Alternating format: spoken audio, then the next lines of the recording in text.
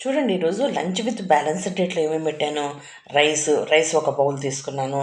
నేను నెయ్యి యాడ్ చేశాను. పపాయ పపాయ బొప్పస్కాయ పండు ముక్కలు, పప్పు చారు, ఒక దోశ, పెరుగు, కరేపాకు కారప్పొడి, వెల్లుల్లిపాయలు. ఇది శనగలండి, నానబెట్టి ఉడకబెట్టిన శనగలు. ఇప్పుడు చూడండి, న్యూట్రిషియస్ వాల్యూస్ చెప్తాను. రైస్లో కార్బోహైడ్రేట్స్, కొంచెం ప్రోటీన్ ఉంటుంది, చాలా తక్కువ ఫైబర్ ఉంటుంది. నెయ్యి యాడ్ చేశాను కాబట్టి ఫ్యాట్ మరియు ప్రోటీన్ లభ్యమవుతుంది.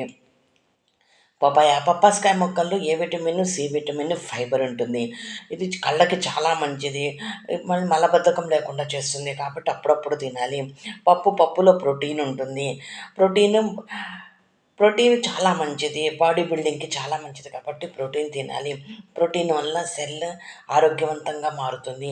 దోశ ప్రోబయోటిక్ మరియు ప్రోటీన్ ఉంటుంది. ఇది పెరుగు ప్రోబయోటిక్, గట్ హెల్త్కి చాలా మంచిది.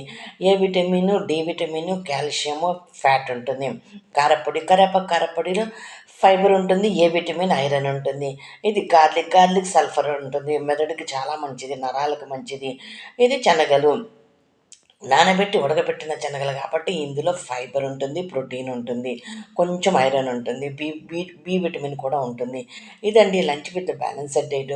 మీకు కనుక నా లంచ్ నచ్చిందనుకోండి, వీడియో నచ్చిందనుకోండి, సబ్స్క్రైబ్ చేయండి, లైక్ చేయండి. మరి కొన్ని న్యూట్రిషియస్ వాల్యూస్తో కూడిన లంచ్తో మీ ముందు ఉంటాను. Thank you very much.